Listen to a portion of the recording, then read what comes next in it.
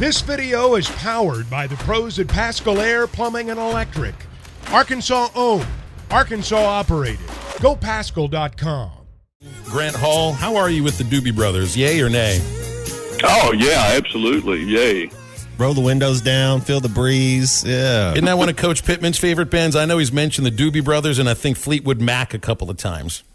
Yeah, and by the way, yesterday it sounded as if he and Hunter Yurachek are both okay with playing 8. You know, they say they can play either 8 games or 9 games in the conference, but it feels like they'd rather have 8. Is that kind of how you're reading that? Yeah, that's what I got from that too. I mean, they know that they're going to have to go by whatever the league decides. You know, one vote, one school.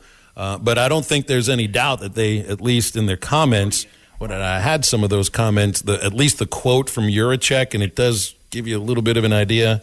Yeah, this is what he said. It's not broke right now. I don't know what they're going to do, but we're taking teams to the national championship. With 8, it's not broke, but if they decide to go to 9, we'll do that as well.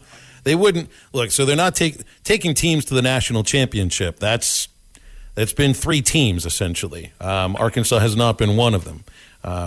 Arkansas probably would much rather have an 8-game schedule, though, right, Grant? Yeah, I think Saban has gone from wanting 10 down to 9, and now it sounds as if he's going to be okay with whatever they do. I mean, you got Texas and Oklahoma coming in.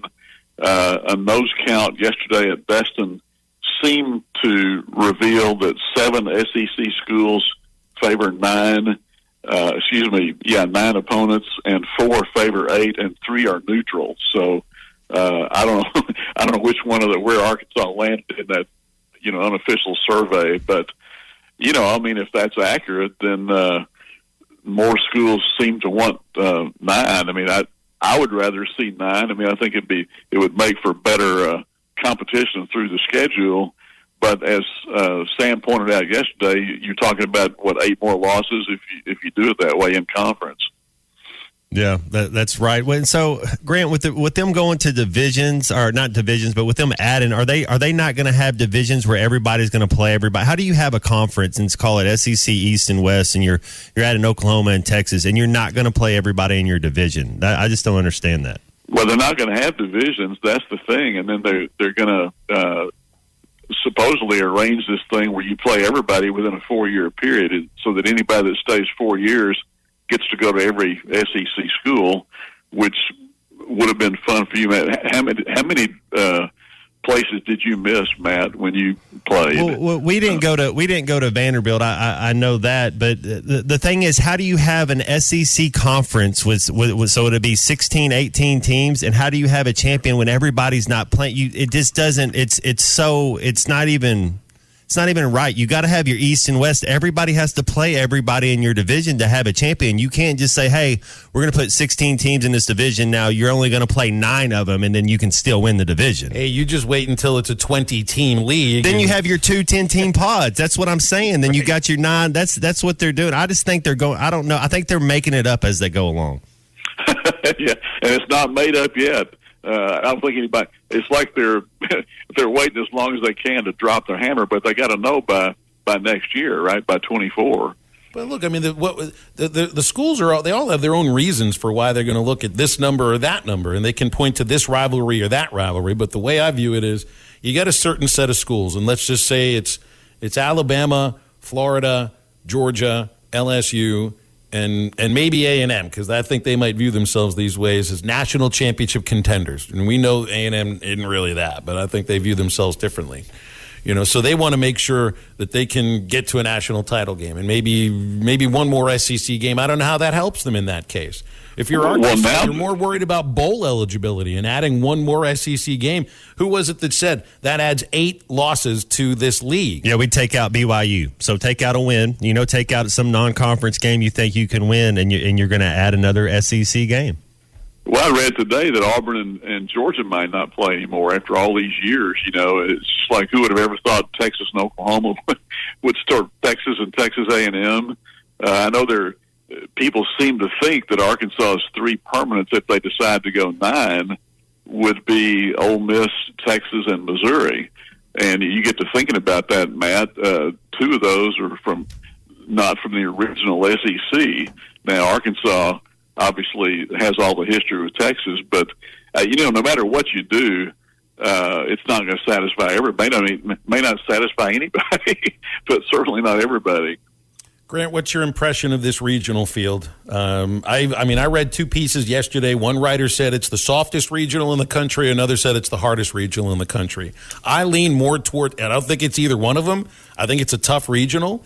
But look, I think Arizona might have been the last at-large team that got a bid.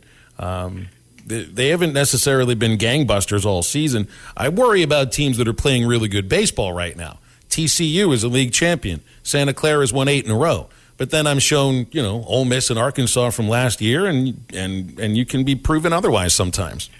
Yeah, I was talking to Mike Irwin about this last night. He was offended by the strength of this regional compared to, say, what Alabama is getting. They seem to have one of the softer ones, with not as good a record. But TCU beat Arkansas 18-6.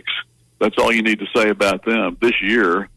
You mentioned the hot streak that Santa Clara is on, and Arizona.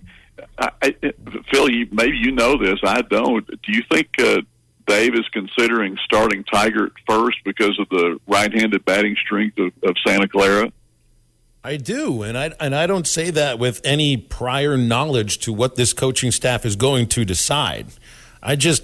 Look, I don't think starting Brady Tigert is necessarily pitching off because I think he's got the capability of being a Friday night ace for a lot of college baseball teams, including others in the SEC and Arkansas next year. But I just think when you're looking at who's got their pitch count built up to a certain level, who's been a little more consistent, and quite honestly, the bats are tougher Saturday no matter who you face. For those reasons, I do think, and this is just opinion, this is not coming from the coaching staff, this is just me watching this team, and my opinion is that Tigert would pitch on Friday, and then you throw McIntyre after him in the same game. And really, the truth that we talk so much about who's going to be the starter, I think Will McIntyre very well could be the most important pitcher on this team right now. Yeah, he's pitching as well as anybody, and they, when you think about the series Arkansas has played, they in a couple of them, they've only had enough for about 2.5 games. Think about the Georgia series. By the way, they fired their coach, Strickland. And then you think about the Vanderbilt series when it didn't have quite enough left. Now, I think that part of that was Dave not leaving McIntyre in longer, and they already had a share of the overall championship, sewn up. But it's just going to be. I almost think that Arkansas is in better shape for the super regional if they get there than for the regional, because theoretically you could do the super regional in 2 games if you win both of them. So, but I just don't know if we're going to see Hagen Smith and Holland in the same game again. Do you? I don't know that they have the luxury of doing that. Grant, I do want to get your thoughts on the NBA Finals, but first I saw a thing on the Ryder Cup. So the live golfers, it's going to be at the Marco Simone golf course in Rome is where the Ryder Cup's going to be, and the live golfers aren't going to be able to compete in the Ryder Cup. What do you think on that? Shouldn't it be the best players in the world playing on that? Well, the thing is, about 11 of them resigned the tour, kind of knowing, Garcia knew when they did this that probably was going to be the outcome. Now, and by the way, I've heard that course is not great.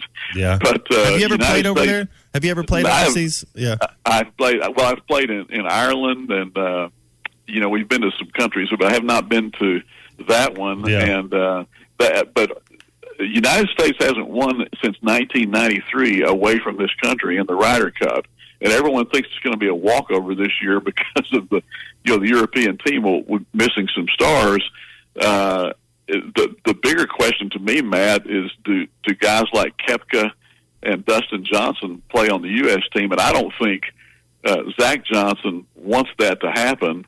But Nicholas was asked about it yesterday at his tournament, and he kind of left it to other people to answer. But that if you don't have DeChambeau and Koepka and Dustin Johnson, your team's not going to be as strong.